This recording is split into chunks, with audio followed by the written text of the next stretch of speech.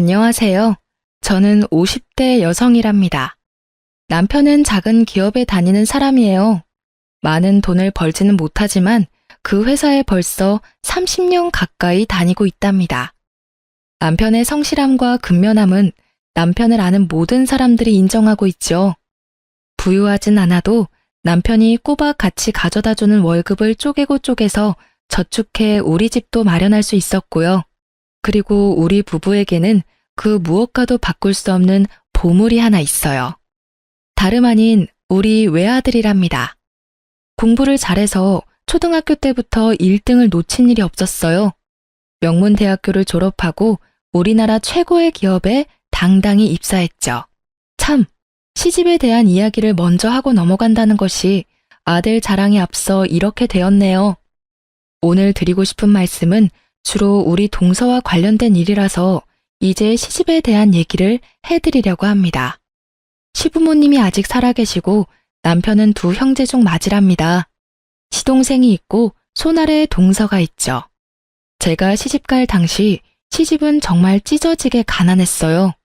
남편이 취직을 해서 그래도 끼니는 때우게 됐었지만 우리는 간신히 방 한 칸을 얻어서 살림을 시작해야 했었죠. 그런데 시동생이 시쳇말로 하면 장가를 잘 갔답니다. 동선의 친정아버지가 사업을 크게 하시는 부유한 집안이었거든요. 시동생이 동서의 친정아버지, 즉 시동생의 장인이 되는 분과 함께 사업을 운영하면서 돈을 좀 만지게 되었고 따라서 시집의 형편이 좀 피기 시작했어요. 그리고 이제는 그럭저럭 남한테 아쉬운 소리 안 하고 사는 정도가 되었죠. 시동생은 완전히 처가에 매여 있었고 동서에게는 입안에 혀처럼 굴었답니다. 그리고 가정에 지극히 충실하게 처신했고요. 동서는 자신의 친정이 부유하고 시동생이 자신의 아버지 사업체에서 일해서 시집을 돕는 것을 가지고 노골적으로 그리고 은근히 유세를 떨었답니다.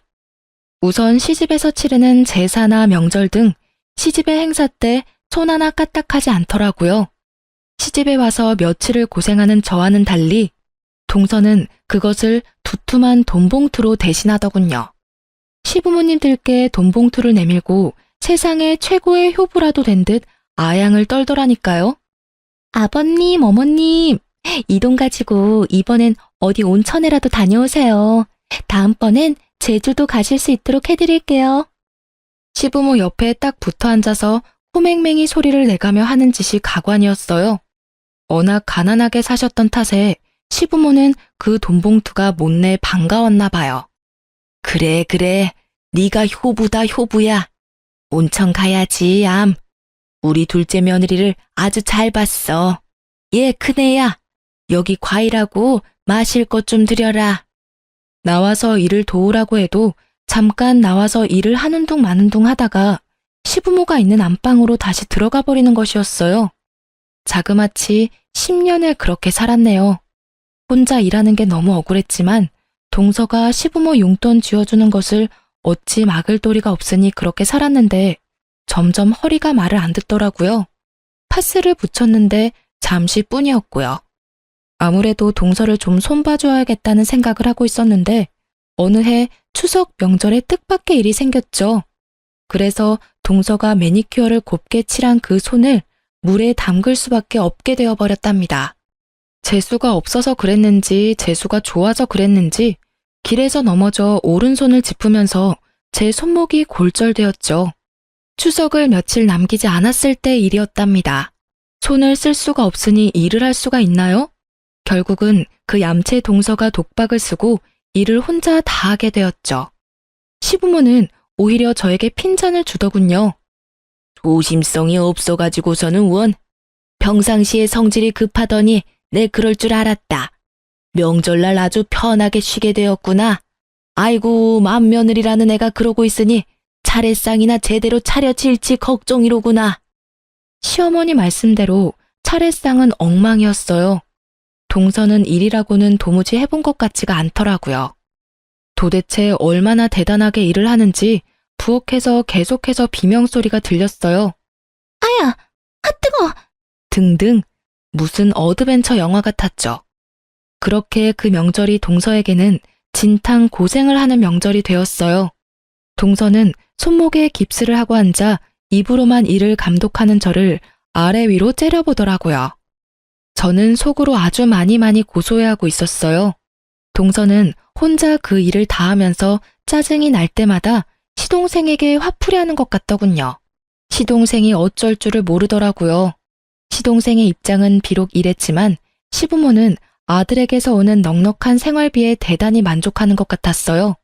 그리고 명절 때마다 그리고 때때로 올 때마다 동서가 가져다 주는 돈 봉투에도 감동하는 것 같았죠. 시부모는 둘째네와 비교해서 저와 남편을 무시하기도 했답니다. 남편도 적지만 최선을 다해서 시집의 생활비를 보내고 있었어요. 시부모가 볼 때는 적은 돈이었을지 모르지만 우리에게는 큰 돈이었답니다.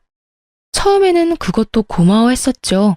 하지만 시동생이 보내는 생활비를 받아보더니 이제는 우리가 보내는 것은 우스운 것 같더라고요. 저는 이런 시부모의 태도가 더 우스웠죠. 도대체 자식을 돈 많이 가져다 주는 순서로 평가하는 부모라뇨. 그냥 워낙 가난하게 살다가 돈이 생기니 그러나 보다 하고 생각하기로 했죠.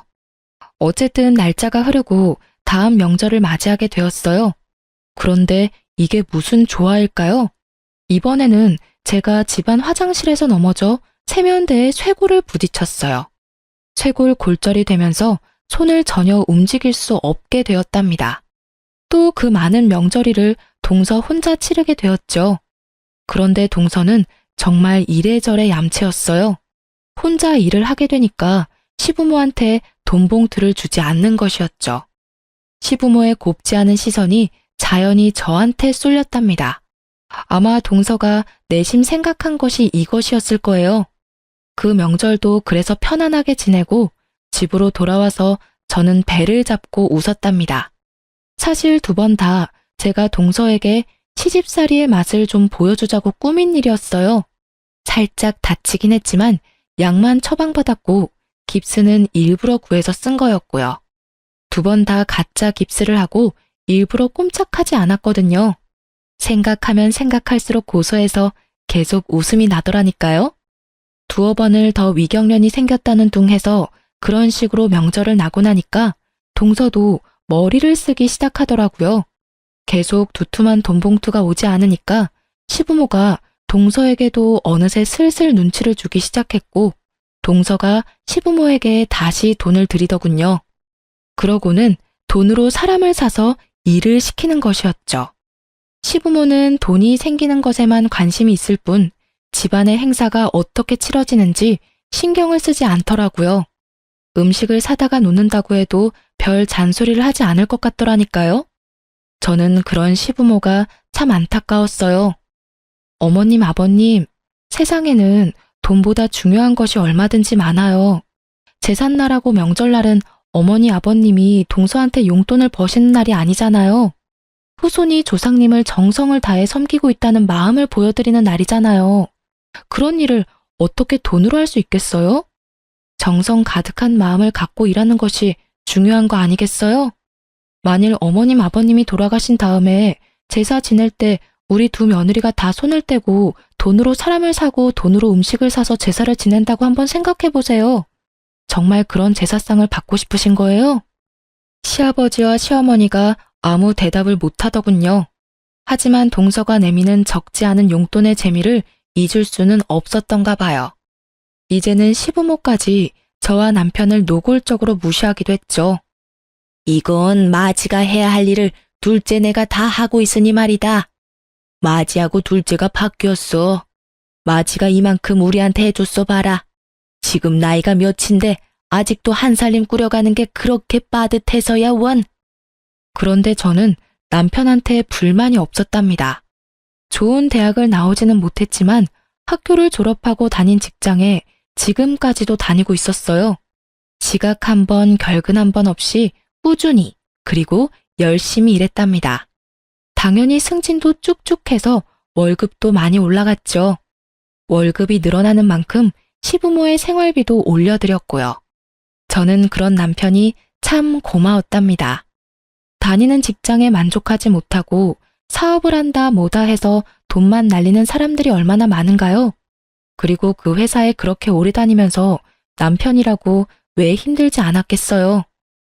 하지만 저나 아이 듣는 곳에서 불평을 하는 일이 없었어요. 야근이다 주말 근무다 해서 일도 많은 회사였죠. 피곤하고 지칠만 한데도 남편은 한 우물을 파는 것이었죠. 우직하리만큼 성실한 남편에 착한 성품에 공부까지 잘하는 아들에 모두 제 마음에 쏙 드는 세상에서 제일 소중한 사람들이었어요. 그래서 시부모가 아무리 둘째네와 우리를 비교하면서 무시를 해도 저는 주눅 들지 않았답니다. 그네 너는 좀 더 돈 많이 준다는 다른 회사나 사업은 생각이 없는 거냐? 도대체 그 별로 전망이 밝지도 않은 회사에 왜 그렇게 주구장창 붙어 있는 게야? 아버지, 회사가 규모는 작지만 오래갈 회사예요. 그만큼 경영이 튼실하고 빚도 많지 않은 알짜배기예요. 모르긴 몰라도 평생 직장이 될 거예요. 비록 한 번에 큰 돈을 버는 일은 없을지 몰라도요. 사내로 태어났으면 한번 크게 성공해 보아야겠다는 생각도 해야지. 그저 쥐꼬리만한 월급 매달 준다고 거기에 일생을 걸어? 사내가 그렇게 배포가 없어서 어떡하겠냐? 거기다가 말이다. 그 며느라이 들으라고 하는 소리는 아니다만 둘째네를 봐라. 처가 잘 만나서 돈만 잘 벌지 않니? 이건 맏아들 처가에서 보내는 것이라고는 매번 흙 묻은 농산물 뿐이니 말이다. 들으라고 하는 소리는 아니라고 말했지만 분명히 저 들으라고 하는 말이었죠. 우리 친정은 시골에서 대대로 농사를 짓고 있는 집안이었어요. 친정 부모님은 정성 들여 농사지은 무공의 식재료들을 서울로 자주 올려보내주셨죠. 시댁에도 매번 그렇게 서울에서는 구할 수도 없는 식재료들을 보내시곤 했어요. 그런데 그걸 보고 흙 묻은 농산물뿐이라고 표현을 하니까 화가 좀 나더라고요. 어머님, 아버님, 그 식재료들은 서울에서 아무리 돈 많이 줘도 못 구하는 무공의 천연식품들이에요. 저희 친정 부모님이 특별히 최고로 좋은 것들만 골라서 보내신 거라고요. 1년을 꼬박 지으신 농사예요. 거기 들어간 정성이 얼마인데요? 그걸 어떻게 돈으로 따질 수가 있나요? 누가 뭐라고 그랬니? 그저 사위한테 한몫 크게 도와주시는 처가도 많다. 그런 얘기였지. 금며느라인 네가 왜 그렇게 발칵하는지 모르겠구나. 그리고 남편에 대해서도 제 생각을 당당하게 말했어요. 자꾸 전망도 없는 작은 회사라고 뭐라고 하시는데요. 영훈 아빠, 돈 문제 가지고 제 속 썩인 일 단 한 번도 없어요. 술, 담배도 안 하고요. 일원 한 푼 빼지 않고 월급 봉투 다 가져다 줘요. 그래서 생각보다 훨씬 빨리 집도 샀고요. 그리고 어머님, 아버님, 맏손자 영훈이 보세요. 얼마나 속이 깊고 공부까지 잘하는 아이인데요. 그런 아들, 손자가 기특하지 않으세요? 할 말이 없으면 혀를 끌끌 차는 것이 우리 시부모의 습관이었어요. 이런 저의 말에 또 혀를 끌끌 차더라고요. 남편이 저를 슬쩍 꼬집으며 더 이상 말하지 말라는 뜻을 전하기에 말을 끊었죠. 동서는 세월이 지나도 얌체 짓을 계속하고 있었어요. 시부모가 사실 동서의 그런 행동을 부추겼다고도 볼 수 있을 거예요. 어머님, 아버님, 이게 9번이나 쪄서 숙성시킨 인삼인데요. 거기다가 꿀에 재워서 먹기도 아주 좋아요. 한번 드셔보세요. 어때요? 드시기에도 편하시죠? 아버님 요즘 기력이 좀 떨어지셨다면서요. 옆에 두고 하루에 3~4번씩 드세요. 떨어지면 제가 또 사다 드릴게요. 아유, 그놈의 코맹맹이 소리. 정말 듣기 싫어 죽겠더라고요. 그런데 이걸 어쩌나 바로 그 타임에 들고 들어간 밥상을 그만 제가 엎고 말았어요. 상 위에 있던 음식들이 동서한테 다 쏟아졌죠. 형님, 도대체 이 옷이 얼마짜리인지 아세요? 형님이 물어주실 거예요. 이 물건 한국에 단 5벌밖에 안 들어온 옷이라고요. 다시 구할 수도 없는 옷이에요. 명절 지내러 시집에 오는 며느리가 그런 옷을 입고 오면 쓰나. 몸빼 바지까지는 아니어도 일하기 편한 복장이면 되는 것이지. 명절 한번 지내고 나면 티셔츠에 기름 냄새가 배서 빨아도 안 없어지더라고. 그래서 영훈 아빠 입던 옛날 티셔츠 입고 와서 빨지 않고 버리기도 하거든. 동서, 그러니까 명절날에는 시집에 오는 며느리답게 입고 와. 패션쇼 하러 오는 거 아니잖아. 동서가 소리소리 지르며 옷에 묻은 얼룩들을 닦아내기 바빴어요. 그게 그런다고 닦아지나요? 나중에 드라이클리닝 갖다 주라고 하고 제가 티셔츠와 바지 여분으로 가져온 것이 있으니 주겠다고 했죠. 저의 이 말에 동서가 더 열받아 하더라고요. 동서가 약이 올라 방방 뜨는 모습을 보니 어찌나 통쾌하던죠. 사실 제가 짐짓 동서 쪽으로 상을 기울여 엎었었거든요. 약이 단단히 오른 동서가 저를 칠 듯이 대들었고 시부모도 동서의 편을 들었죠. 너는 아무튼 조심성 없기로는 세계의 최고로구나. 길거리에서 넘어지고 집안에서 넘어지고 이제는 상까지 없고 집안의 가스불은 제대로 잠그고 다니니? 집에 불 내지 않을까 걱정이로구나. 아무튼 이 동서와 저는 세월이 지나도 친해질 기미가 없었답니다.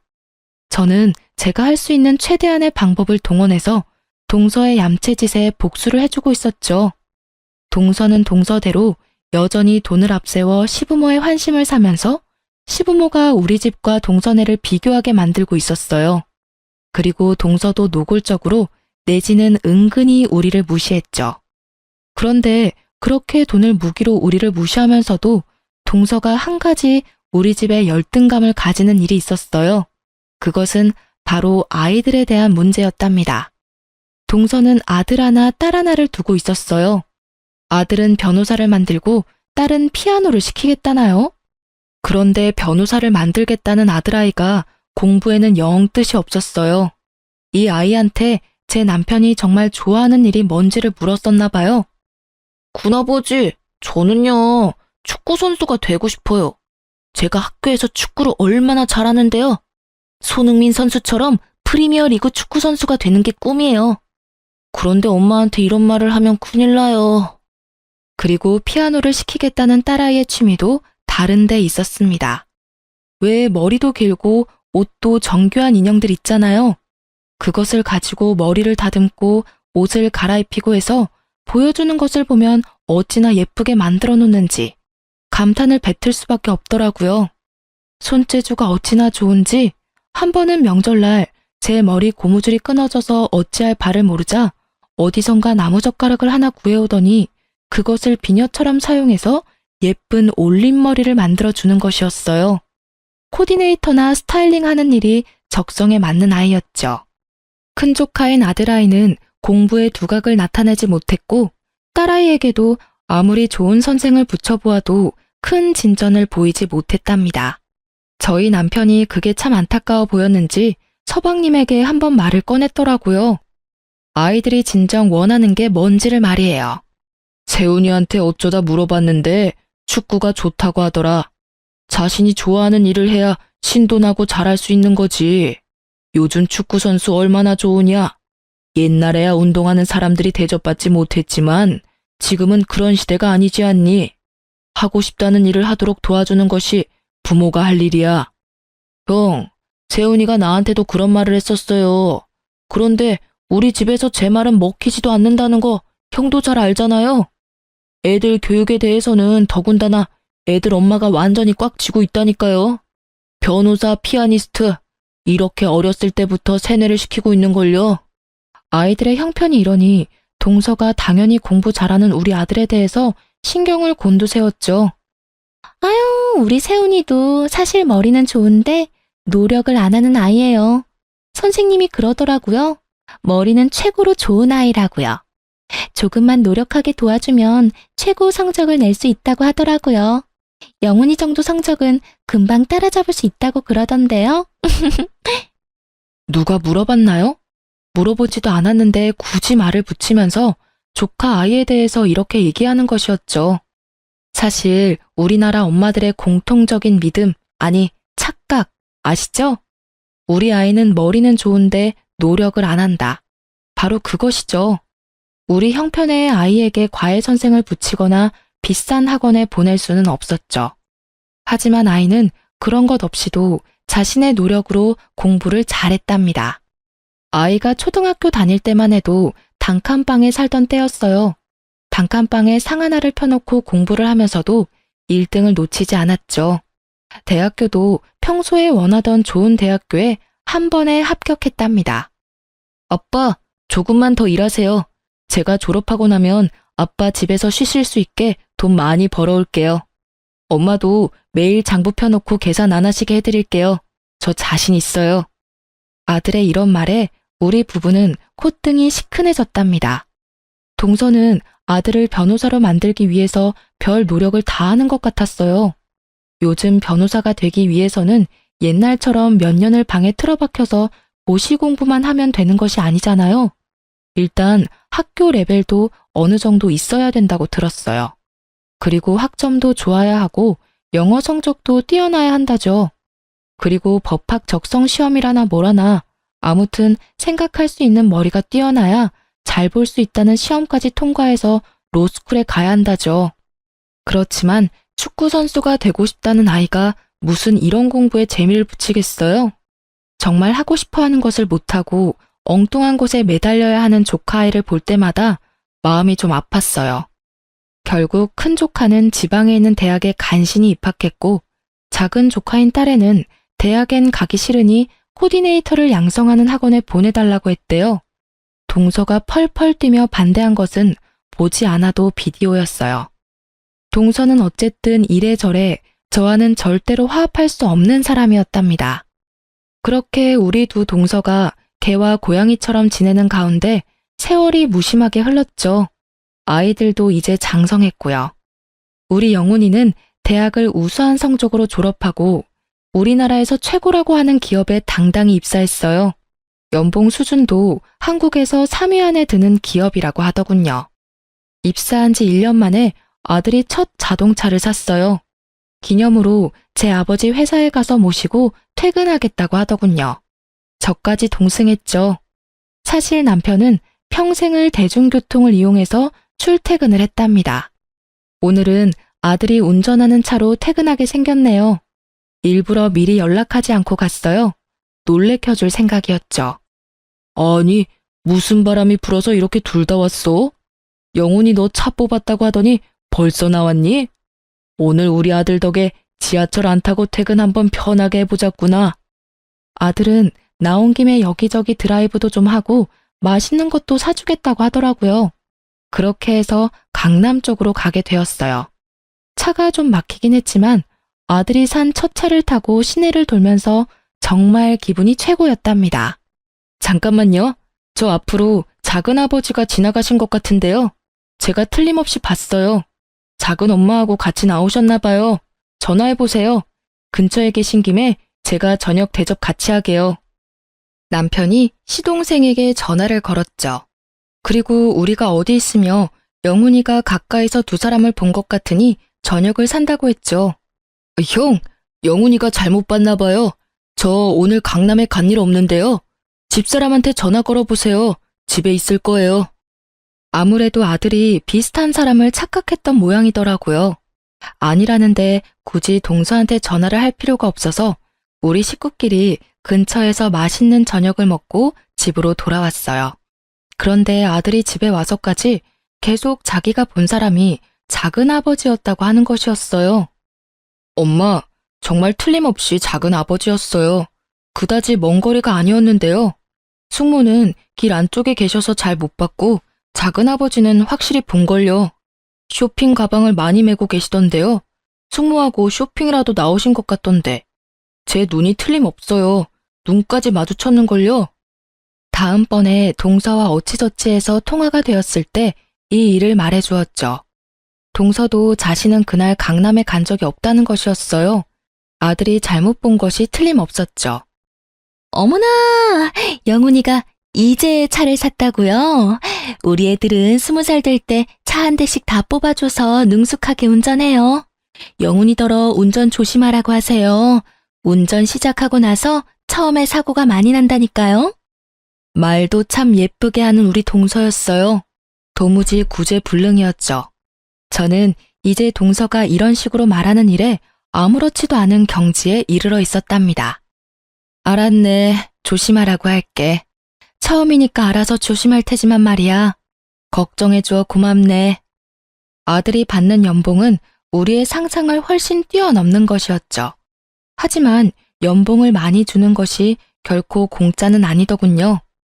야근도 많았고 출장도 잦았어요. 일에 파묻혀 사는 아들이 걱정되었고 무엇보다도 이제 결혼할 나이였죠. 저렇게 일만 하다가 언제 결혼할 사람을 만나나 싶은 생각이 들더라고요. 아들의 나이가 홍기가 들어서면서 슬슬 걱정이 되고 있었답니다. 하지만 곧 무슨 소식이 있겠거니 하고 기다리고 있었죠.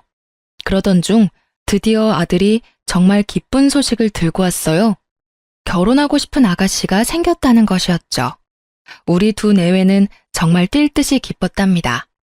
아들처럼 인류 기업은 아니지만 괜찮은 회사에 다니는 아가씨라더군요. 그런데 아들이 설명하는 그 아가씨의 집안 상황이 좀 마음에 걸릴 만한 것이었어요. 아버지와 어머니가 일찍이 헤어지셨다나 봐요. 그래서 어머니 혼자서 딸만 바라보고 사셨대요. 사별한 것도 아니고 이혼을 한 것이라니 마음에 걸렸답니다. 그리고 덧붙이는 말인즉 그 아가씨의 어머니가 곧 재혼을 할 것이라고 했어요. 오래전부터 만나온 사람이었지만 딸이 어릴 때 재혼을 하게 되면 상처가 될 것 같아 차라리 성장해서 엄마의 입장을 이해하게 될 때 결혼을 하겠다고 했다죠. 이 아가씨가 그 사람을 실질적으로 아버지라고 생각한다고 말도 들을 수 있었답니다. 얼마 후에 아들이 그 아가씨를 집에 데리고 왔어요. 참 예쁜 아이더라고요. 같이 식사를 하면서 조심해가며 집안 상황에 대해서 물었어요. 어머니와 아버지가 일찍 헤어지셨지만 새아버지 되실 분은 어머니가 워낙 오래전부터 만나오셨기 때문에 아버지에 대한 미련은 없다고 하더군요.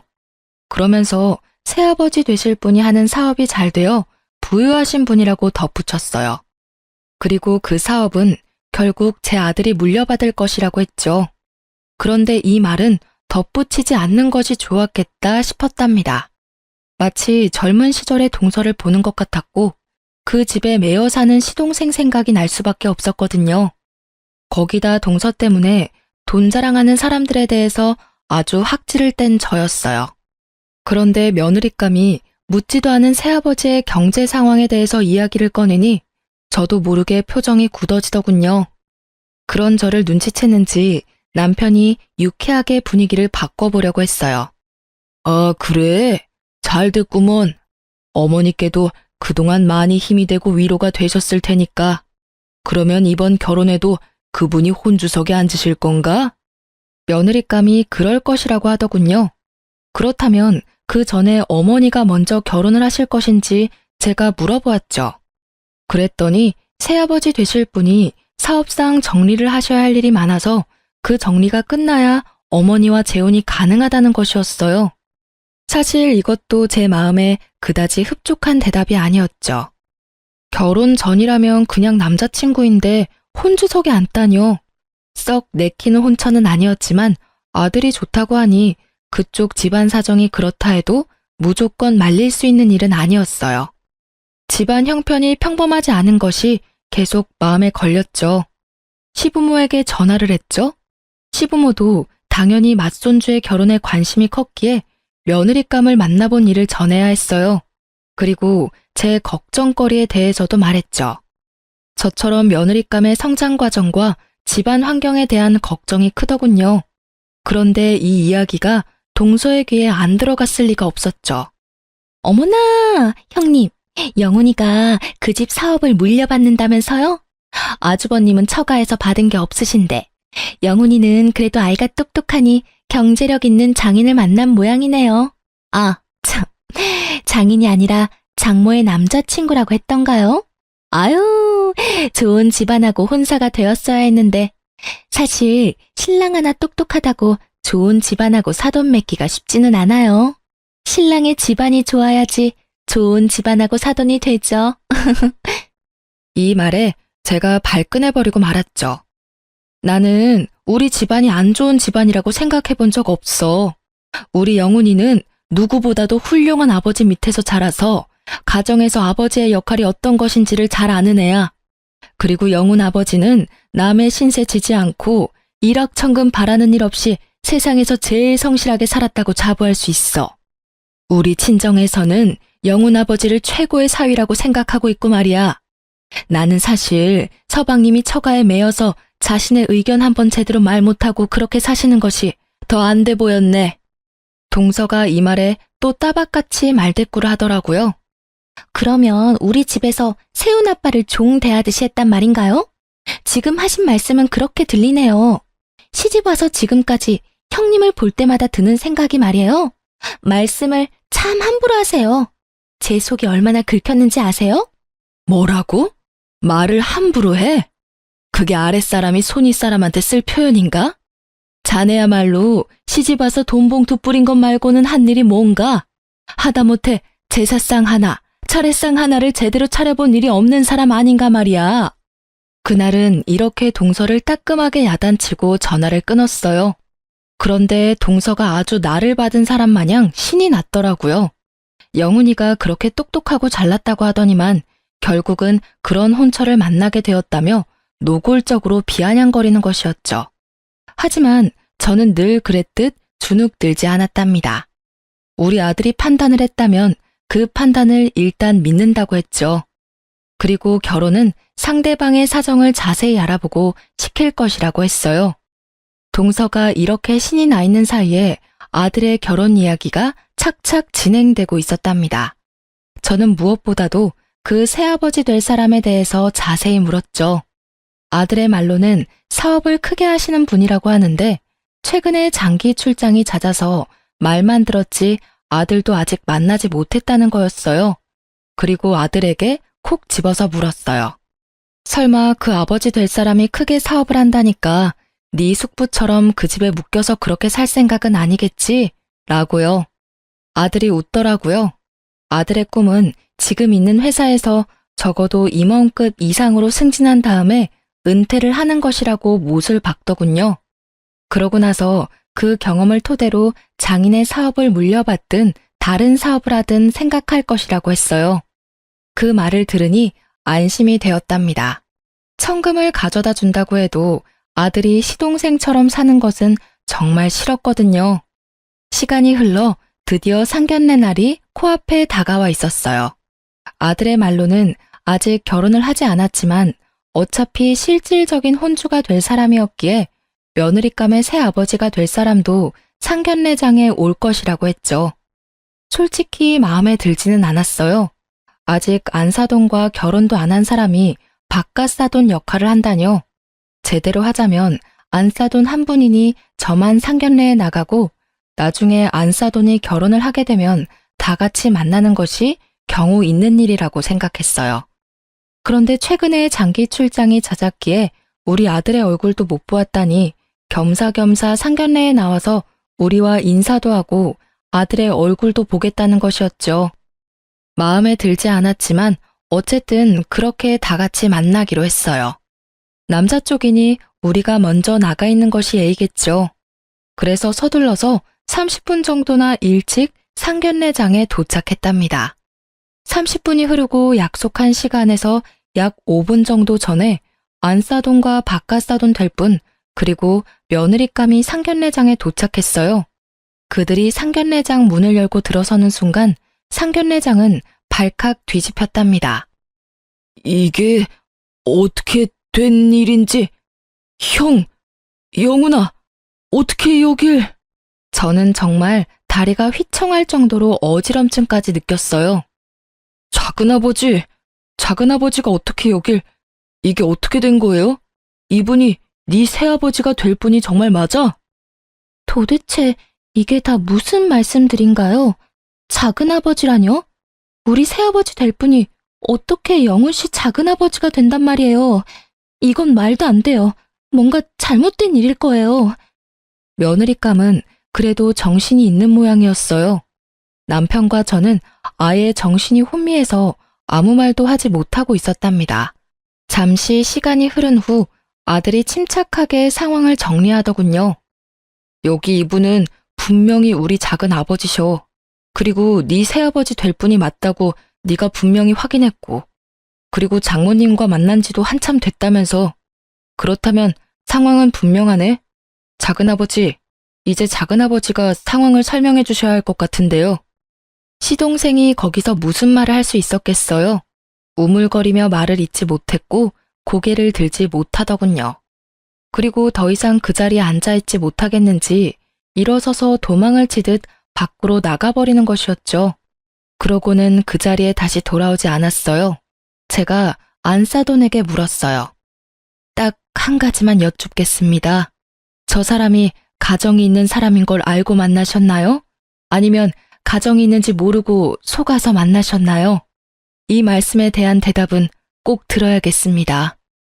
안사돈 될 사람이 말이 없더군요. 말이 없었지만 저는 그 묵언의 뜻을 알아들을 수 있었어요. 적어도 안사돈은 가정이 있는 사람이라는 것을 알고 만났다는 것을 알 수 있었죠. 그리고 최근에 결혼을 급하게 추진하려고 했었다는 것은 이미 들어서 알고 있는 사실이었고요. 제가 아들을 일으켜 세웠어요. 예비 며느리가 흐느껴 울기 시작하더군요. 그렇게 상견례는 엉망이 되었고 아들과 우리는 집으로 돌아와서도 한동안 서로 대화 없이 천장만 보고 앉아 있었죠. 얼마나 시간이 흘렀는지도 잘 모르겠더라고요. 그런데 갑작스러운 전화벨 소리가 이 어색한 침묵을 깼죠. 형님, 그 대단한 사돈댁하고는 상견례 잘 끝내셨어요? 어머나, 그러면 이제 영훈이도 회사에 매여 있지 않아도 되겠네요. 장인 될 분이 크게 사업을 하는 사람이라면서요? 우리 세훈 아빠처럼 편하게 집안일만 운영하면 되는 거 아니겠어요? 동서, 내가 지금은 자네에게 할 말을 다 정리하지 못한 상태야. 내가 조금 있다가 아니면 며칠 있다가 다시 전화를 걸 테니 말이야. 전화는 꼭 할 거네. 해야 할 얘기가 있거든. 그때 궁금한 거 다 물어보고. 전화를 끊자 이어서 아들이 말하더군요. 자신의 결혼 문제와는 별도로 이 이야기는 작은 어머니한테 전해야 한다는 것이었죠. 저도 아들의 의견에 찬성했답니다. 결코 동서를 놀리거나 골탕 먹이려는 의도가 아니었어요. 이 문제는 동선의 집의 운명을 좌우하는 중대한 문제이기 때문에 아들의 의견에 찬성한 것이었죠. 그리고 얼마 전에 들은 말이 있었죠. 곧 동선의 아버지가 시작하시고 일구신 사업체의 명의까지 시동생에게 넘어갈 것이라는 이야기였어요. 지금까지는 경영만 했거든요. 정말로 우리 시동생을 나쁘게 생각하지 않으려고 했었어요. 결혼 전에 시동생의 모습도 머릿속을 스쳐 지나가더군요. 일하기 싫어하고 나태한 사람이었어요. 시아버님이 인물이 좋으신 분이었죠. 그 인물을 빼닮아 젊은 시절에 정말 여러 여자 울리던 사람이었답니다. 아들이 자신이 계획을 세워서 이 일을 정리하겠다고 말하고는 자기 방으로 물러가더군요. 아들의 마음이 지금 어떨까를 생각하니 마음이 찢어졌어요. 결국 아들이 이틀 정도를 고민하고 나서 우리에게 계획을 이야기하더군요.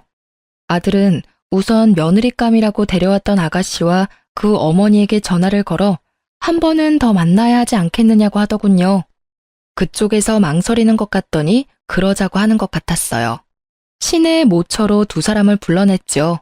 그리고 아들은 정말 작은 어머니를 속이고 싶지는 않지만 지금은 그럴 수밖에 없는 것이 가슴 아프다고 하면서 동서에게 전화를 걸었어요. 엄마가 결혼 문제 때문에 작은 어머니와 의논할 것이 있으니 작은 어머니만 나오라고 했죠. 동서야 보나마나 가뜩이나 아들의 결혼 문제에 대해서 더 비아냥거려주고 싶어 했겠죠. 동서가 얼른 조카인 제 아들의 제안을 받아들이는 것 같았죠. 그리고 마지막으로 이 사태를 만든 주범인 시동생에게 전화를 하는 것 같더군요. 전화를 안 받는 것 같았어요. 하지만 시동생이 이 세상 모든 것에서 도망치지 않는 이상 회사나 집 밖에 있을 곳이 어디 있겠어요. 결국 아들이 작은아버지를 찾아내어 누가 모여있다는 말도 하지 않은 채 그 장소로 차에 태워 데리고 왔어요. 이제 관련된 모든 사람이 다 모인 셈이었죠. 여기가 도대체 무슨 자리인가요, 형님? 저는 형님만 계실 줄 알고 나왔는데 저 두 분은 잘 모르는 분들이네요. 혹시 며느님 되실 분하고 안사돈 되실 분이세요? 그리고 곧이어 들어오는 시동생을 보고 동서가 의외라는 표정을 지었어요.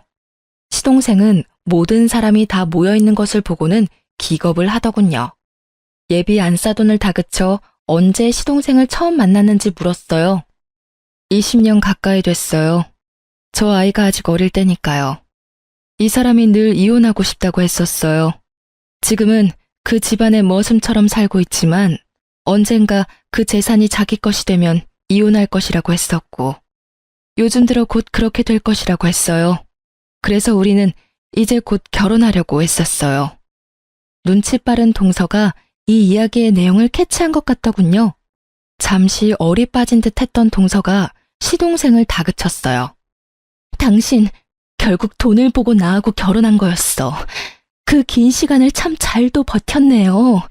더군다나 20년간이나 다른 여자를 만나면서 이 여자하고 합치고 싶어서 어떻게 기다렸어요? 그런데 이 여자하고도 꼭 돈이 있어야 합칠 수 있었던가 보네. 요즘 와서 결혼 이야기가 본격적으로 나왔다고 하는 걸 보니까 자칫하면 모르고 명의를 넘길 뻔했어요. 내 선택은 분명해요. 당신의 생각을 안 이상 이혼할 거예요. 형님의 안싸돈 되시는 분, 이제 선택은 당신만 하시면 되겠네요. 돈을 보고 결혼한 시동생과 돈을 그토록 좋아하며 돈을 앞세워 살아온 동서의 콜라보라고 밖에 할 말이 없더군요. 안싸돈 될 뻔했던 사람의 선택이 갑자기 궁금해지는 건 왜일까요? 아들이 곧이어 파혼을 선언하더군요. 사돈 될 뻔했던 사람과 며느리 될 뻔했던 사람이 먼저 자리를 뜨고 시동생이 또 도망치듯 자리를 피했죠. 동서는 다리에 힘이 풀렸는지 사람들이 나가버리자 의자에 주저앉고 말았어요. 평생을 그렇게 다투며 지낸 동서였지만 어쨌든 가족이었죠. 마음이 아프더라고요. 돈이라는 것이 이렇게 허망한 거야, 동서. 동서가 그렇게 믿고 의지했던 돈, 그것 때문에 평생을 속아 살아왔다는 것을 생각해 보길 바래. 서방님은 원래 일하기도 싫어하고 일확천금을 노리는 경향이 큰 사람이었지. 그런 사람이 그래도 결혼해서 장인 아래에 잘 붙어 있다고 생각했었어. 돈에 팔려간 결혼, 사람을 사랑해서가 아니라 돈을 사랑해서 한 결혼이 얼마나 위선적인 것인지를 이제 알았으리라고 생각해. 그렇게 허망한 돈을 믿고 시집에 대한 도리까지 돈으로만 해결하려 했던 잘못된 인성을 고치지 않으면 돈은 아마도 동서를 계속 속이고 말 거네. 동서가 이미 이혼을 선언했고 아들도 파혼을 선언한 마당이었어요. 시동생이 이혼만은 못하겠다며 매달렸다는군요. 하지만 동서는 매몰차게 이혼을 진행했다죠. 그리고 나중에 들은 이야기지만 시동생의 내연녀, 즉 며느리가 될 뻔했던 아이의 엄마는 시동생을 버렸다죠. 시동생에게 남은 재산이 거의 없다는 것을 알고 그랬던 것 같더군요. 동서가 우리 가족에게 남이 되는 날 시부모에게 큰 절을 한번 올리고 떠나더군요. 형님 말씀대로 제가 잘못된 생각을 가지고 살았고 그것이 결국 제 발등을 찧었어요.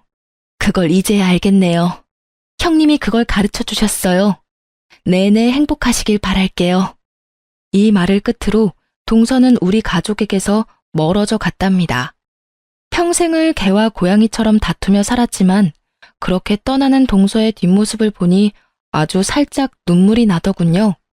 제일 큰 걱정은 아들이 받았을 상처였어요. 아들은 한동안 말없이 회사와 집을 왔다 갔다 하더군요. 시간이 좀 필요하겠죠. 하지만 저는 아들을 믿는답니다. 공부를 잘했지만 책상에만 붙어있는 샌님으로 키우지 않았어요. 우리 아들 강한 아이랍니다.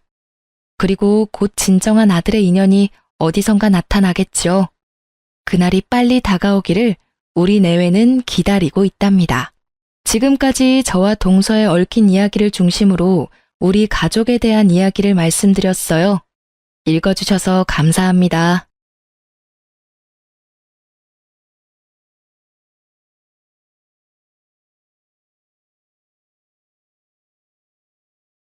안녕하세요. 반갑습니다. 저는 패션에 관심이 아주 많은 곧 40을 앞두고 있는 여자입니다.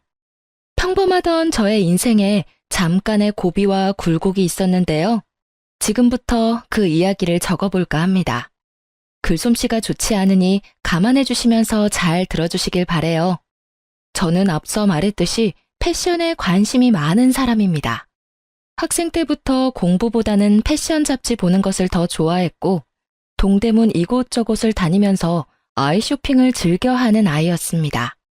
저에게 즐거움이자 행복을 주는 취미 생활이었거든요. 그래서 다른 친구들은 대학교에 입학할 때 저는 동대문에서 아르바이트를 했습니다. 여러 가지 의류 아르바이트를 하면서 얻은 노하우로 어린 나이에 의류 사업을 시작했습니다. 나이도 어리고 모든 게 서툴렀던 첫 의류 사업은 많은 시행착오를 겪으면서 점차 자리를 잡았습니다. 지금은 꽤 잘 되는 편이라 온라인과 오프라인을 병행하며 운영 중이에요. 오프라인 매장은 2호점까지 확장한 상태입니다. 저의 본가는 수원인데 동대문이랑 접근성이 너무 떨어져서 동대문 근처 아파트에 집을 얻었어요. 남편은 2호점 매장 오픈할 때 인테리어 보조로 일했던 사람인데 그의 끈질긴 구애로 교제를 시작했습니다. 사람이 한결같고 성실한 것 같아 마음을 열게 되었죠.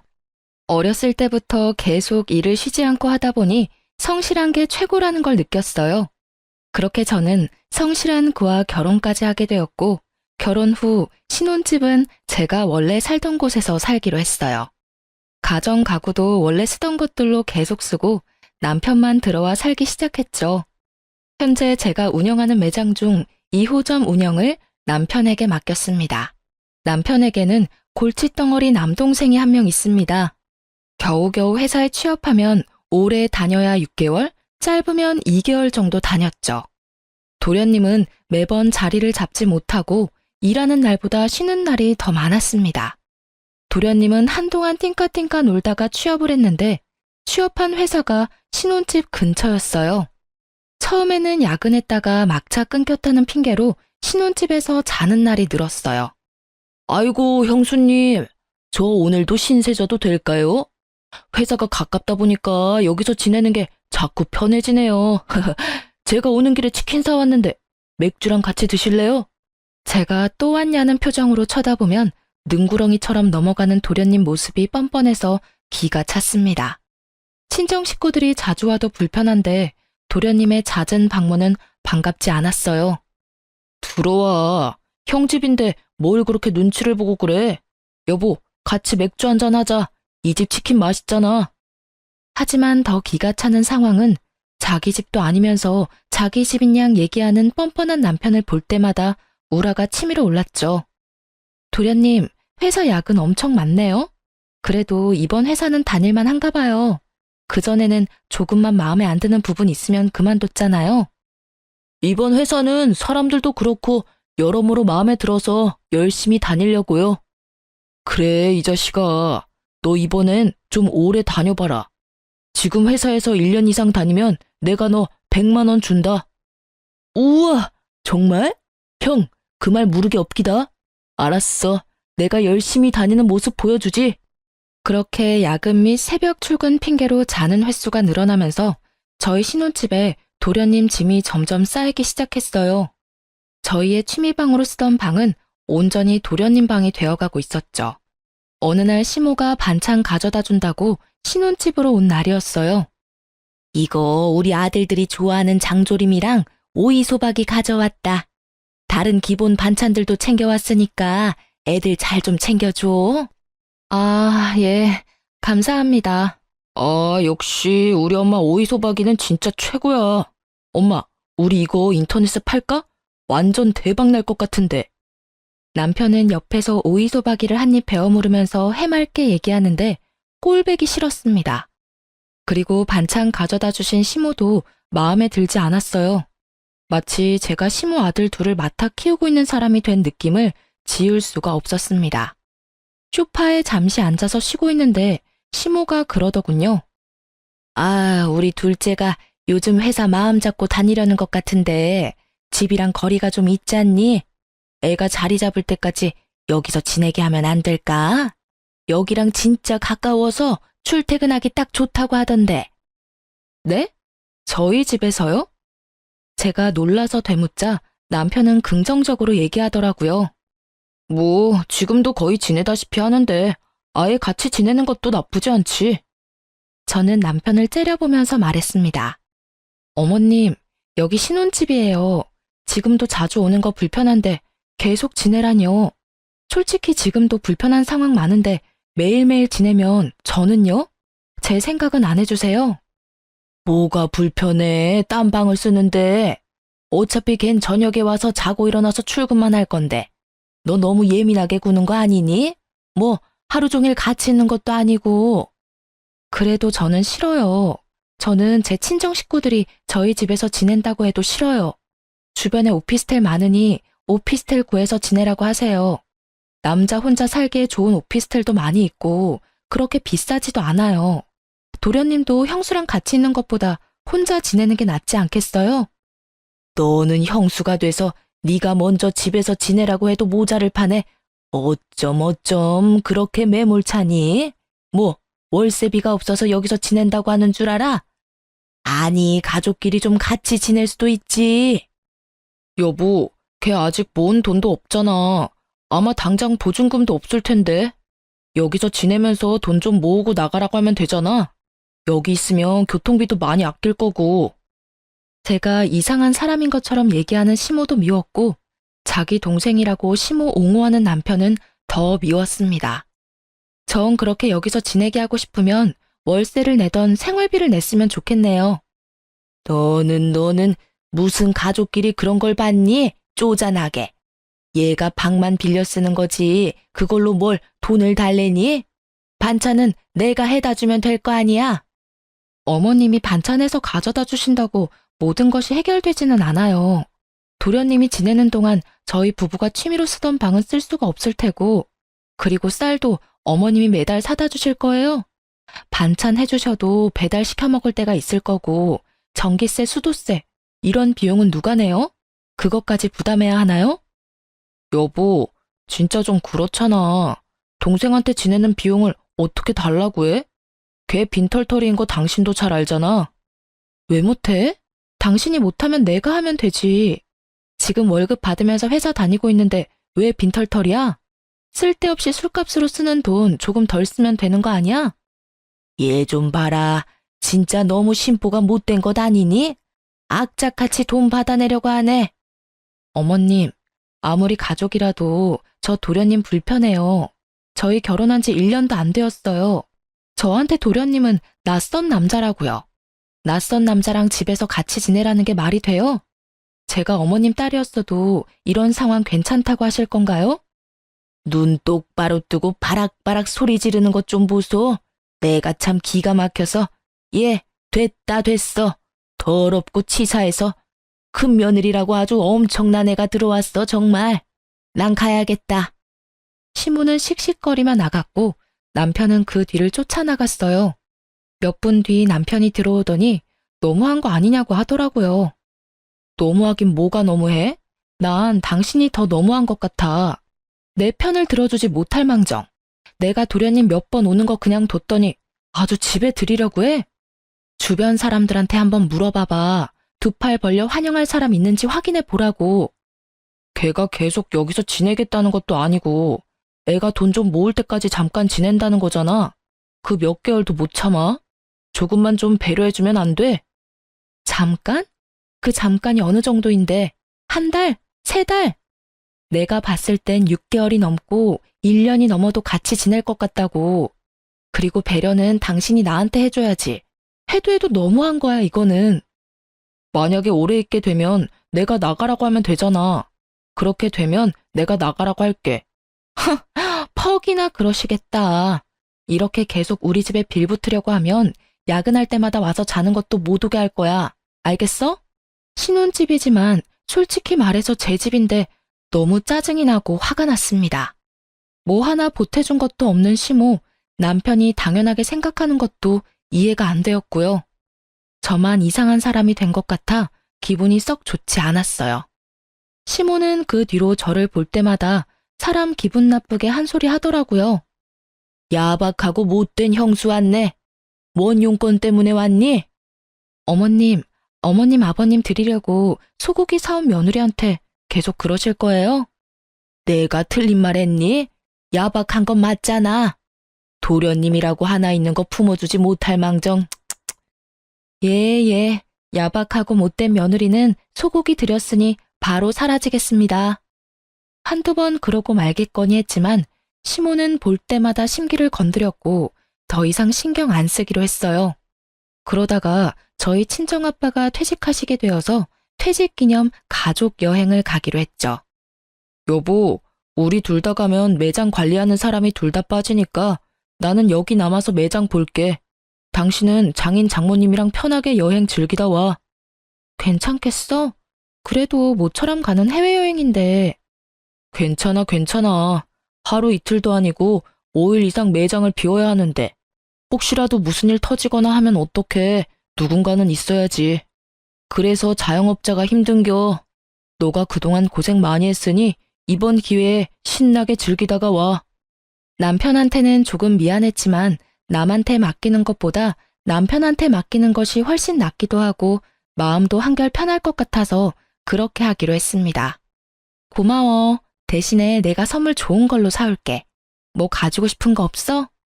에이, 뭐 안 사와도 돼. 정 사오고 싶으면 너가 사고 싶은 걸로 아무거나 사와. 저는 그렇게 친정아빠 퇴직 기념 겸 가족 여행으로 5박 7일 동안 하와이를 다녀왔습니다. 남편이 같이 갔어도 즐거웠겠지만 정말 오랜만에 가족들 여행이라 더욱 뜻깊었어요.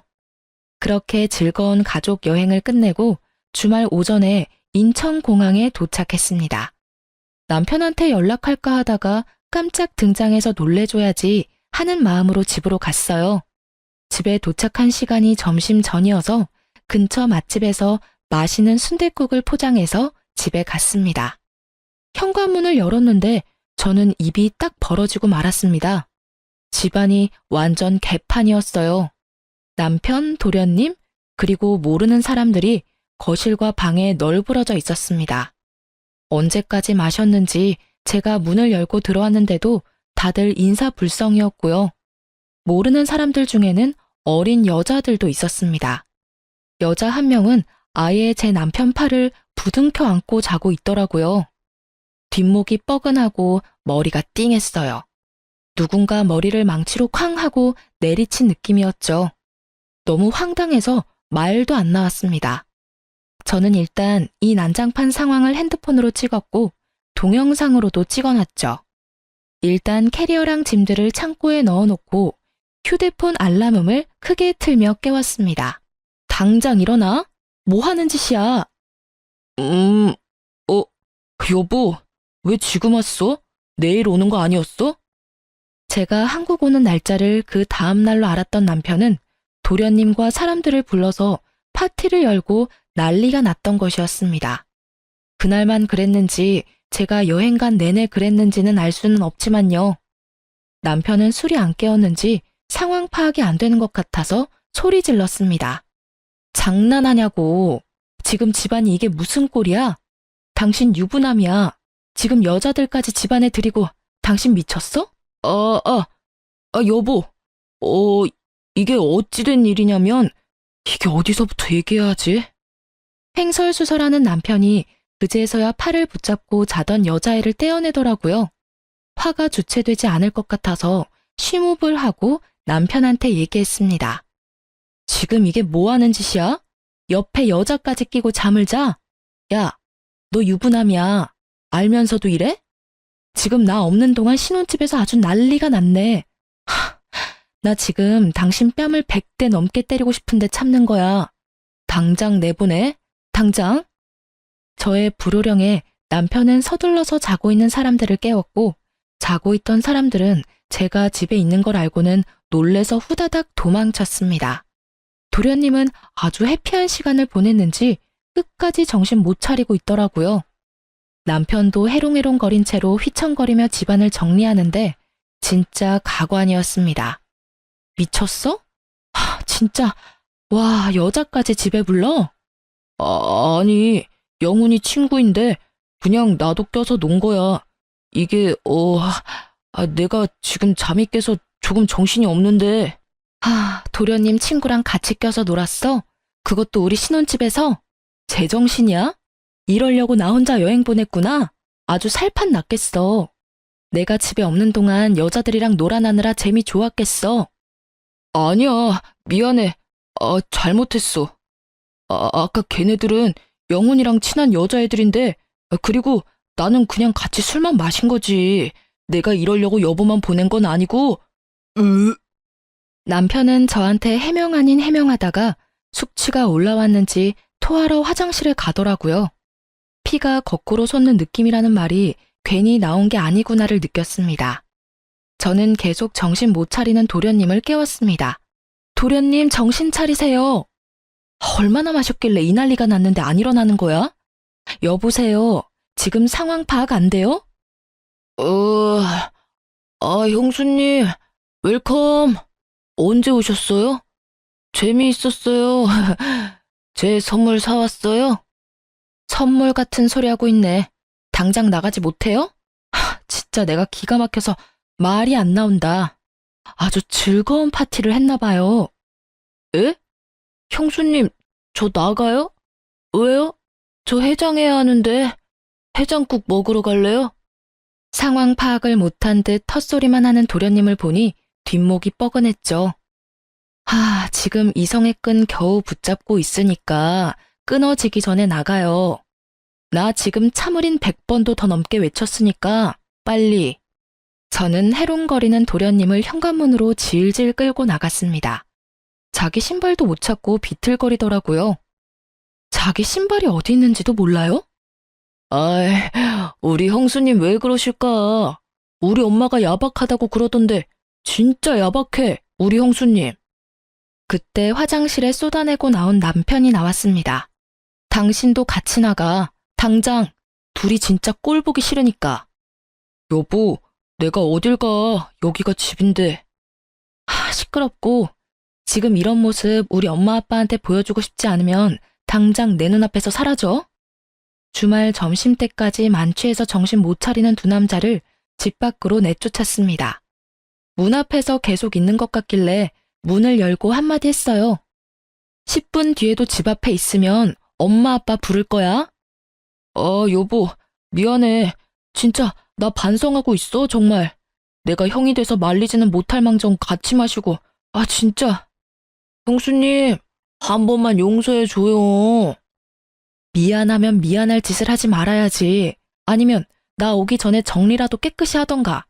진짜 보기 싫어. 당장 꺼져들. 다시 한번 엄포를 놓고 집 안으로 들어왔습니다. 집안 꼴을 보니 한숨밖에 안 나오더라고요. 결국 인터넷으로 검색해서 청소업체를 불렀습니다. 여행 잘 다녀와서 힘도 빠지고 기운도 없어 소파에 앉아 널브러져 있었어요. 한 10분 정도 지났을까? 전화 벨소리가 울리더라고요. 핸드폰을 보니 시모였습니다. 또 뭐가 잘났다고 전화를 했을까 싶어서 전화를 받았어요. 너 이게 지금 맞다고 생각하니? 남편을 내쫓아? 콩나물국을 끓여주지는 못할 망정. 어머님, 마침 전화 잘하셨네요. 상황 설명을 들으셨어요? 제가 왜 콩나물국을 끓여줘야 하죠? 네가 돈을 벌면 얼마나 잘 번다고 유세야? 네가 돈 좀 있다고 우리 집 아들들이 우습게 보여? 네가 재벌 2세야? 네가 삼성 회장 딸이야? 왜 갑질이야? 네가 뭔데? 말 잘하셨네요. 아들들을 얼마나 잘 키우셨길래 남의 집에서 사람들 불러서 파티를 해요? 심지어 큰아들은 유부남인데 젊은 여자들까지 불러서 밤새 술 마셨던데 그거 아세요? 형네 집에서 친구들 불러서 같이 놀 수도 있지.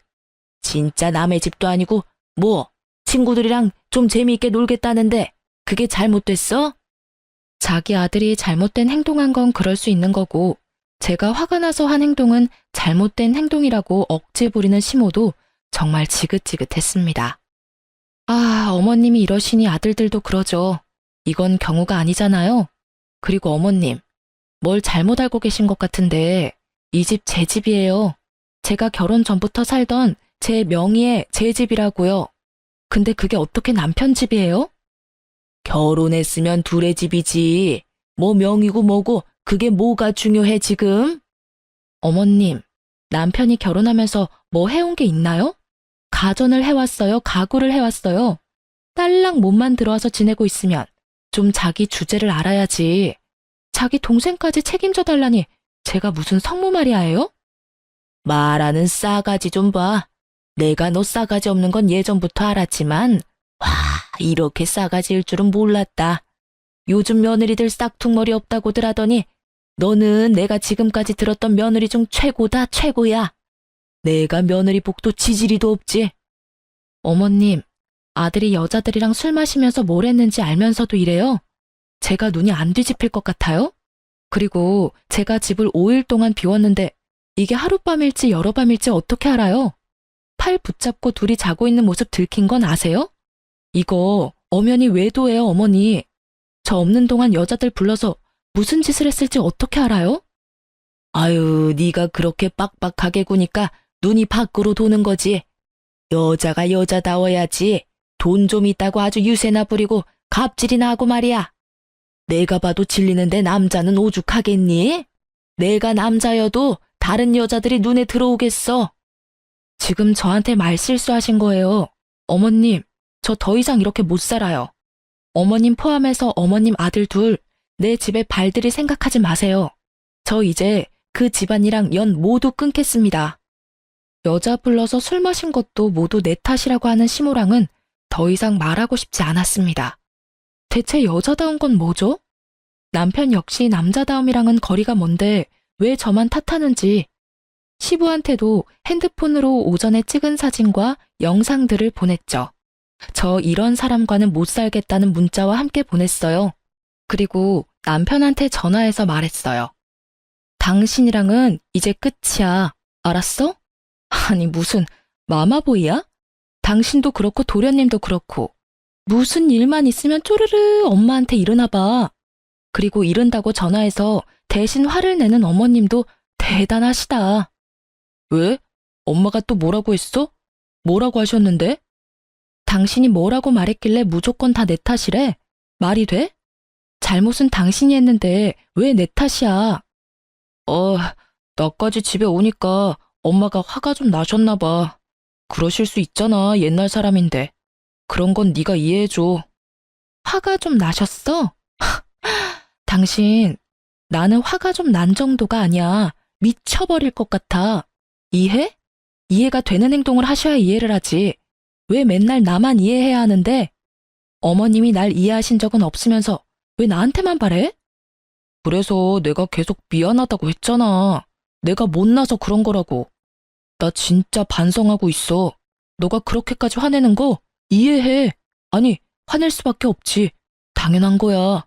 남편은 미안하단 말이면 다 괜찮아진다고 생각했었나 봐요. 그저 영혼 없이 미안하단 말로 무마시키려고 하는 남편한테 단단히 얘기했습니다. 아, 듣기 싫다. 아무튼 우린 끝이야. 우리 집에 올 생각은 하지도 말고. 그게 무슨 말이야? 무슨 말이냐니.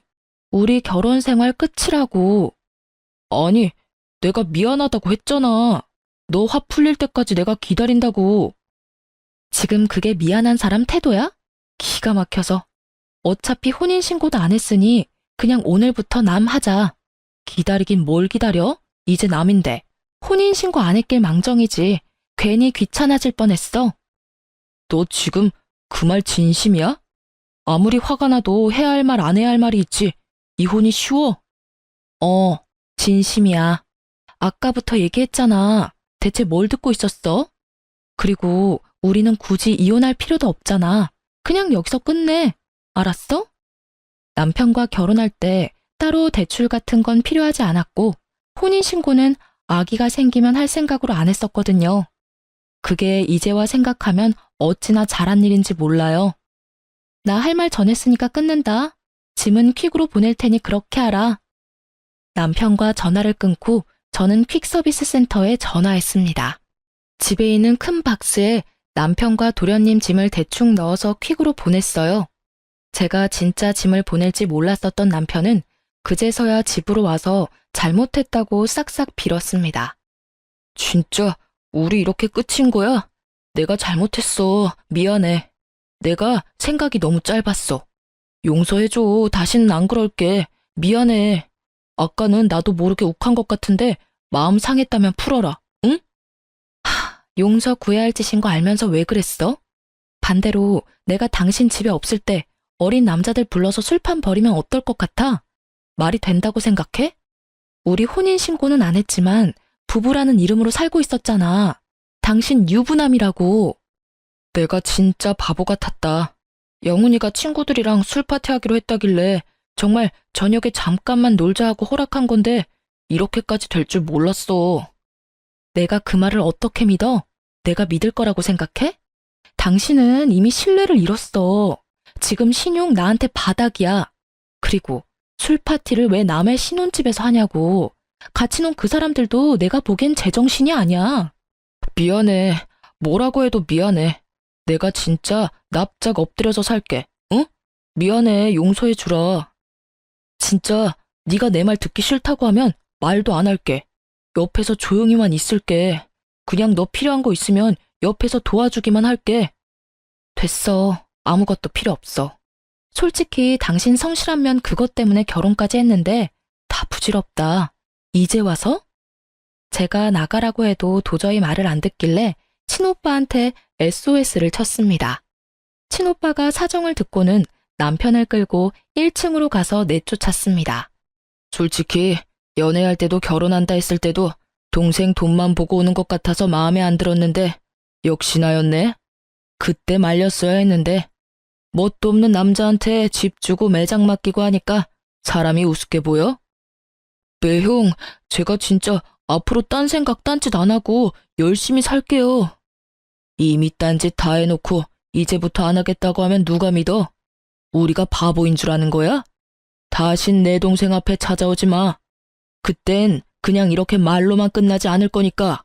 그렇게 한바탕 난리가 났지만 쉴 틈도 없이 매장 관리를 하러 나가야 했습니다. 여행으로 자리도 며칠 비웠고 남편이 또 어떻게 일처리를 했는지 확인도 해야 했죠. 육체적, 정신적으로 너무 힘들었지만 매장으로 출근을 했는데 매장도 난리가 난 것 아니겠어요? 사장님, 잘 다녀오셨어요? 사장님 안 계시는 동안 매장 난리 났었어요. 어? 그게 무슨 소리야? 제가 매장에 들어가자마자 직원 하나가 울먹거리며 얘기하더라고요. 여행 가신 동안 2호점 사장님 동생이라는 분이 여자분 데리고 와서 옷 골라가게 하고 난리도 아니었어요. 뭐? 도련님이 여기로 왔었어? 여자 데리고? 네, 제가 사장님 자리 비워서 곤란하다고 계속 얘기했는데도 자기가 다 처리할 거라며 신경 쓰지 말라고 자기 마음대로 막. 미쳤어, 진짜. 언제 왔었어? 화요일하고 수요일에 2번 왔었고요. 얘기 들어보니까 2호점에도 갔었다고 하더라고요. 아, 진짜 골 때린다. 몇 시쯤인지 대충 기억나? CCTV 좀 확인해보자. 도련님은 제가 없는 동안 여자들 데리고 와서 옷 선물을 했더라고요. 물론 계산은 안 하고 자기가 다 해결 가능하다며 그냥 가져갔다고 하더라고요. 기가 막히고 코가 막힌다는 상황이 이런 것일까 싶었어요. 도련님이 가져간 옷들의 금액을 확인하니 50만 원 좋게 넘더라고요. 하연아, 여기 들어와서 나갈 때까지 CCTV 부분 저장해서 USB에 담아줄래? 나 2호점도 가봐야 할 것 같으니까 혹시라도 또 매장에 오면 바로 나한테 전화해. 지끈거리는 머리를 부여잡고 2호점으로 갔습니다. 안 그래도 머리 아파 죽겠는데 남편이 출근해 있는 거 아니겠어요? 뭐야, 왜 당신이 여기 있어? 여기 내가 관리하는 매장이잖아. 솔직히 남편은 제가 관리 직원으로 채용을 한 거지 매장을 아예 전부 맡기진 않았거든요. 자기 매장이라고 하는 순간 이성의 끈이 끊어졌습니다. 제가 고등학교 졸업해서 아르바이트하고 발품 팔아 키운 매장인데 결혼해서 운영 맡겼다고 자기 거라고 생각하는 남편이 어처구니가 없었어요. 뭔가 착각하고 있는 것 같은데 내가 운영을 잠시 맡긴 거지 이 매장을 당신한테 준 거 아니야. 엄청난 착각을 하고 있는 것 같은데 당신은 그저 직원이야. 내가 고용한 직원이라고. 사업자가 당신 명의로 되어 있는 것도 아닌데 되게 웃긴다. 너 진짜 나랑 끝낼 거야? 나는 이대로 못 끝내. 아, 몇 번을 말해. 끝이라고 끝.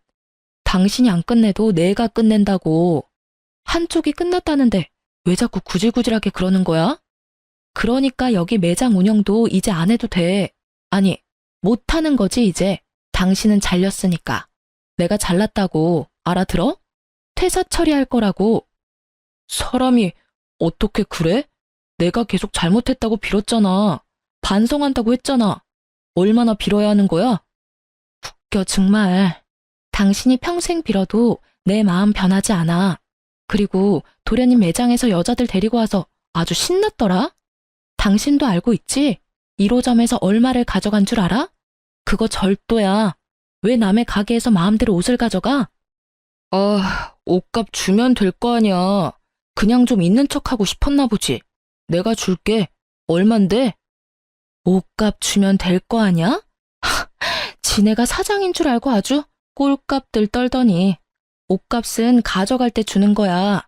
왜 있는 척을 남의 매장에서 하냐고.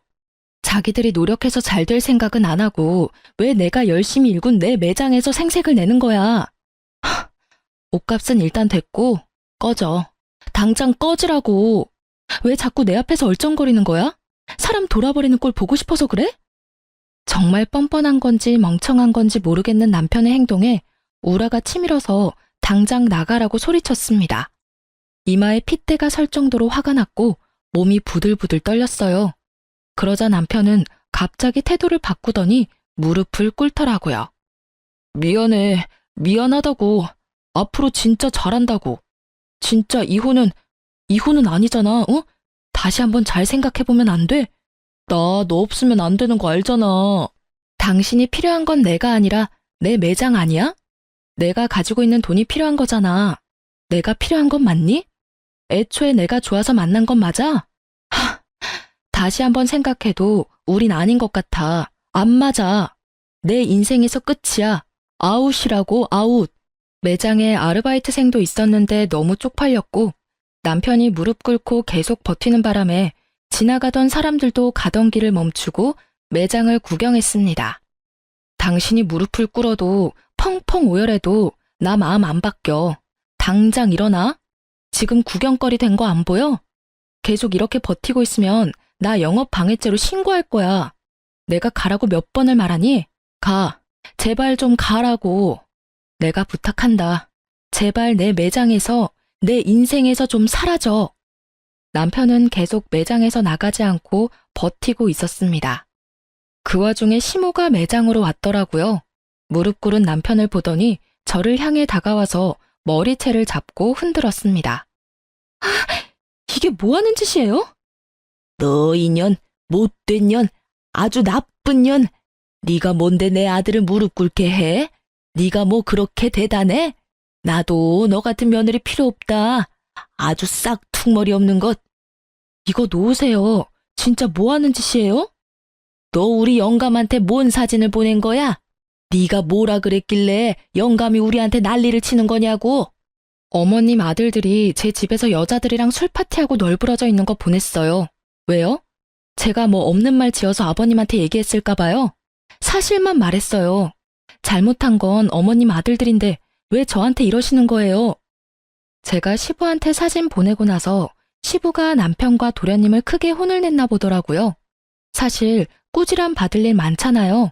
하지만 시모는 제 말에 머리채를 더 꽉 세게 쥐고 흔들었습니다. 놓으시라고요. 신고할 거예요. 이것 좀 놔요. 사장님 괜찮으세요? 아주머니, 이거 놓으세요. 내가 왜? 못 놔. 네 머리털 다 빠질 때까지 잡고 있을 거야. 내가 너 벼르고 있었어. 머리채 잡혀서 여기저기 끌려다니다가 매장 아르바이트생이 와서 겨우 시모를 떼어주었습니다. 진짜 쥐구멍이라도 숨고 싶더라고요. 남편은 그 난리통에 시모가 괜찮은지 쪼르르 달려가서 챙겨주더라고요. 솔직히 머리채 잡힌 건 난데 왜 지 엄마를 걱정하는지 짜증이 났고요. 정말 그 집 식구들은 대체 왜 그러는 거예요? 못 배웠어요? 둘째 아들은 남의 매장 와서 옷을 훔쳐가질 않나. 그 잘난 첫째 아들은 지 매장도 아니면서 자기 매장이라고 우기질 않나. 그 엄마라는 분은 와서 밑도 끝도 없이 머리채를 잡지 않나. 진짜 뭐 이런 경우 없는. 뭐? 이년아, 할 말 다 했어? 머리채 더 뜯기고 싶어? 아니요, 아직 못했어요. 더 해드릴까요? 여기 사람들 있는데 집안 망신 당하고 싶으세요? 뭐 잘났다고 이러시는 거예요. 길가에 가는 사람들 붙잡고 물어보세요. 머리채를 잡혀야 하는 건 제가 아니라 어머님 아들이라고요. 제 말을 듣고 난 뒤 시모는 갑자기 눈을 부라리면서 저를 째려보더니 디피되어 있는 옷들을 다 집어던지고 마네킹을 넘어뜨렸습니다. 담이야, 지금 당장 112에 전화해. 지금 어떤 미친 아줌마가 와서 영업 방해하고 있다고 빨리 와달라고 얘기해. 어린 아르바이트생은 그 상황이 무서웠는지 울먹이면서 112에 신고를 했습니다. 어린 친구한테 너무 못 보일 꼴을 보이고 겁먹을 상황에 같이 있게 해서 너무 미안했죠. 뭐? 미친 아줌마? 이게 미친 게 뭔지 보여줘? 시모는 또 제 머리채를 잡고 흔들기 시작했어요. 저희 매장 주위로는 사람들이 더 많이 몰려들었고 남편은 꽂아놓은 보릿자루처럼 가만히 있더라고요. 시모를 말리지도 않고 멀뚱멀뚱 쳐다보는데 진짜 얄밉고 원망스러웠어요. 이런 상황에서도 나를 보호하지 않으면서 앞으로 잘하겠다고 하니 그게 믿음직스럽겠어요? 5분 만에 경찰들이 왔습니다. 경찰들이 오니 남편도 그제서야 상황 정리를 하기 시작했고 시모도 정신이 번쩍 들었는지 가만히 서 있더라고요. 저는 찾아온 경찰들한테 말했습니다. 여기 있는 두 분 영업 방해죄로 신고하고 싶습니다. 경찰관님, 여기 매장 엉망으로 된 거 보이시죠? 아, 그리고 이 집 둘째 아들이 제 매장에서 옷도 가져갔거든요. 절도죄 추가로 해서 이 집안 사람들 신고하고 싶어요. 말씀드린 모든 내용 CCTV에 있으니까 증거로 제출할게요. 일단 세 분 서로 가서 말씀하시죠. 저는 시모의 남편과 함께 경찰서로 갔습니다. 가는 길에 친오빠에게 전화해서 경찰서로 불렀어요. 저는 제가 가지고 있는 증거들을 토대로 고소장을 접수했습니다. 도련님의 절도 건의 경우 초범이라서 벌금형 정도였고 굳이 합의할 필요는 없어서 합의는 안 했습니다. 시모의 영업방해죄는 5년 이하의 징역형이나 1,500만 원 정도의 벌금형이 처해진다고 하더라고요. 시모가 징역살이를 하던 벌금을 물던 관심이 없었고 역시나 합의는 안 해줬습니다. 진짜 합의 안 해줄 거야? 우리 엄마 징역살이 하게 할 거냐고. 합의? 징역 싫으면 벌금을 내던가. 그리고 벌금형 1,500만 원 정도밖에 안 된다며? 합의 바라면 난 5천만 원 부를 건데? 해줄 거야? 지금 당신네 가족 때문에 내가 받은 피해가 얼마나 되는 줄이나 알아? 내가 그 피해 금액까지 청구하려다가 만 거니까 긁어 부스럼 만들지 마. 넌 계속 내가 우스워 보였지? 너가 그렇게 잘났어? 당신보다는 잘난 것 같아. 싫은 소리 듣고 싶은 거 아니면 이제 찾아오지 마. 남편이 찾아와서 합의해달라고 몇 번 찾아왔지만 거절했죠. 나중에는 자격지심인지 뭔지 자기 혼자 씩씩거리면서 화를 내는데 대꾸하고 싶지도 않았죠. 그렇게 여행 다녀온 후부터 온라인과 오프라인 매장이 마비가 되었고 저는 잠시 휴업을 했습니다. 직원들한테는 유급 휴가를 주었고 저는 그 기간 동안 다시 매장 재정비에 온 힘을 다했습니다. 그리고 신혼집으로 지내던 아파트는 팔고 다른 곳으로 이사했습니다. 또 전 시댁 식구들이 찾아올 것 같기도 했고 신혼집으로 지냈던 곳에서 혼자서 지내기 싫었어요. 나중에 들은 얘기로는 전 시부는 동네 창피하다며 뭐 하는 짓이냐고 혀를 내둘렀다고 해요. 그렇게 경찰에서 왔다 갔다 하면서 전 시모랑 전 시부가 엄청 격한 싸움이 있었던 듯 합니다. 그 뒤로 이혼 절차 진행 중이라는 얘기를 들었고요. 전 시부는 고향으로 혼자 내려가셨다고 들었고 무능력한 아들 둘을 둔 전 시모는 벌금으로 많은 돈을 쓴 덕에 한동안 경제적으로 허덕였을 거예요. 이혼한 전 시모는 아들 둘과 포천에 있는 시몬의 친정에 빌붙어 사는 중이라고 합니다. 근처 출근 부업하는 곳에서 일하는 것 같더라고요. 전 도련님은 열심히 다닌다는 회사 또 때려쳐서 띵까띵까 놀고 있고 전 남편도 제 일터에서 잘린 뒤로 여기저기 일을 구하러 다니는 것 같던데 경력이 없는 나이만 찬 남자를 누가 쓰겠어요? 전 남편 역시 물경력이었거든요. 저는 매장 재정비가 끝난 뒤에 다시 영업 재개해서 잘 지내고 있어요. 그래도 꽤 오랜 단골들이 많은 편이라 제 영업 후에도 전처럼 잘 팔렸습니다. 손님들과 전 시댁 식구들 얘기하면서 농담 따먹기도 하고요. 남편 복은 없었지만 직원 복은 있어서 지금까지 다들 열심히 잘해주고 따라주고 있습니다. 내년 중순쯤에 3호점 오픈까지 생각하고 있어요. 그리고 저는 현재 근처에 카페 운영하시는 사장님과 뜨거운 연애 중입니다. 제가 돌싱인 것도 알고 매장에서 난리가 난 것도 알고 있어요. 전 시댁에서 연 끊고 한창 정신없이 지내면서 힘들 때 옆에서 많이 위로해줬거든요. 재혼 생각은 아직까지는 없지만 지금 너무 행복하네요. 비가 오고 날씨가 확 추워져서 매우 춥네요. 감기 조심하시고요. 혹시 사연 듣는 분들 중 저의 매장 고객분들도 계시다면 듣고 나서 저한테 얘기해 주세요. 저의 사연을 들어주셔서 감사합니다. 안녕히 계세요.